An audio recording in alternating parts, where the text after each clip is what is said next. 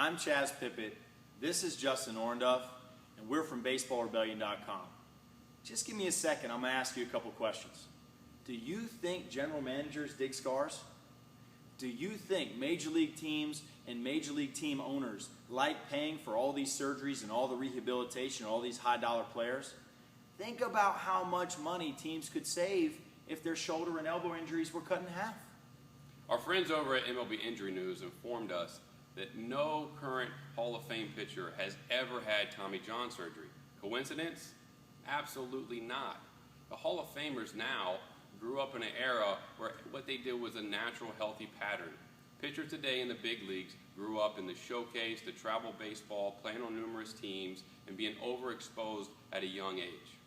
And think about it, man. Like, from when you're like in T-ball and you go to your first baseball camp, they put you on a knee, they jack your elbow up, and we know from scientific testing that that is an injurious position for your elbow. Pitchers are throwing from the same position that a Tommy John test is done from. We test that way because we know that's the worst position we can put an elbow in, and we're pitching from there.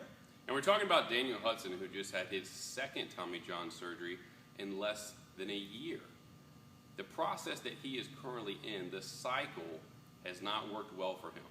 And when we tweeted at him about finding the right information and try to break the cycle, he didn't want anything to do with it. No, he immediately rejected it, and that's the whole problem. You know, they're like, we don't know who you are. Why should we listen to you? Well, the reason people should listen to what we're saying is because the system is clearly broken. Injuries are on the rise. Surgeries are on the rise. Money is so important in baseball with these guaranteed contracts. GMs need to take notice and take ownership of the injurious positions they're allowing their pitchers to pitch from. And we made sure that we gained an understanding of what Daniel Hudson was doing, his thoughts on mechanics, the process to where the Diamondbacks tried to rehabilitate him to get him back going.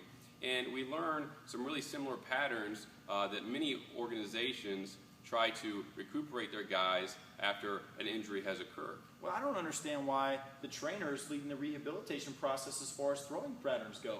I mean, shouldn't there be like guys on staff whose only job, it's not the coach, pitching coach for a team, it's not individual development of minor leaguers, it's purely mechanical fixes for guys coming off surgery.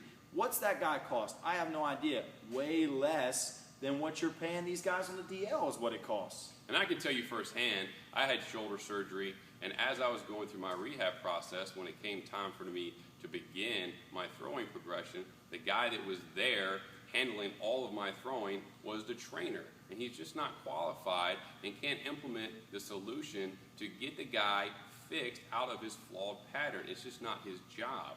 And as soon as the guy undergoes the injury and he starts throwing, that's when the solution has got to be implemented.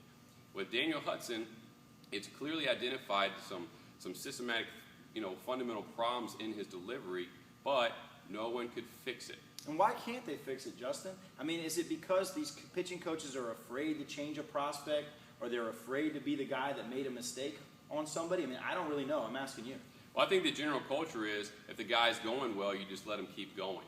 You can identify some things that could be and potentially lead to an injury, but you just stay quiet because he's doing well out there on the field. And then when he breaks down, okay, now we have to fix it, but really, I don't know if there's enough information or enough programming to know how to fix these guys. Well, and I always say this all the time, you hear me say it, the number one ability of an athlete is availability. You're no good to your team if you're on the training table. And Daniel Hudson repeatedly talked about shoulder and elbow soreness from his entire career. That is an indicator of a problem. Pain is a problem, and it can be fixed and it can be prevented. And what we did is we looked at Daniel Hudson's college mechanics, 2011, 2012, and even when he was making his comeback in 2013 before his most recent injury. And what we found is there was no difference in his mechanical pattern. Everything had stayed the same. And what I want to know is who's accountable for that? I know if I'm the owner of the D-backs and I've put money into a guy who won 16 games at the big league level, I need him on the field. He's obviously a talented pitcher. He's a talented asset for my team, who I believe is still on his rookie contract. So not only is he talented, he's cheap relative to a lot of other guys. It's extremely important to get extremely valuable players to produce at a high level, and he could have done that had he had the right instruction. And it's unfortunate because in the conversation he does, lead to the fact that he had a variety of people trying to help him with mechanics, and now he feels as if he just had a bad tendon. Well, that wasn't the case whatsoever. Okay? He's not at fault. Who is at fault? Someone in that organization should have helped him early in his career. I mean, if you look at how NFL and NBA players are treated when they're drafted, if you have a fumbling problem, they tell you to fix it or they sit your butt on the bench. It doesn't matter if you were their first-round pick. If you can't shoot when you come to the NBA, they mess with your shot. Like, baseball's all juju and feel, and you got to get out of it. You got to get into the 21st century here, guys. Mechanical problems can be fixed. It's just not that difficult if you have talented and dedicated instructors and people who are willing to take the information. And because we're sure that Daniel Hudson would love to pitch another 10 years and really earn a big contract and set up his family for the rest of his life. And now his back is up against the wall, his future is uncertain, and we hope that he can just validate this information and make a decision for himself.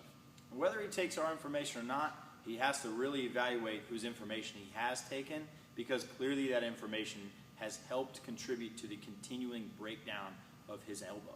It's just not that hard to figure out, and as you can see in the conversation, when I asked him about how's his rehab going, how's the information working, he had no answer, and he came at us pretty hard with some personal attacks, which is fine. I understand being emotional about an injury. I'm sad for him too. Yeah, we just want to try to prevent this problem from happening to the current cycles of pitcher every year. It's just every guy is another statistic, and the game of baseball will continue to go on, and guys get cycled through. But if you really look at it, guys with high-level patterns, they pitch for a long time until finally they can walk away from the game on their own terms. And isn't that everybody's ultimate goal? I know that didn't happen. That is not something I achieved. How about you? Nope. Nope. So we're part of the problem, we're part of the statistics, but now we're trying to be part of the solution with a more intelligent way to understand injuries and rehab correctly, and hopefully prehab correctly. Rehab correctly.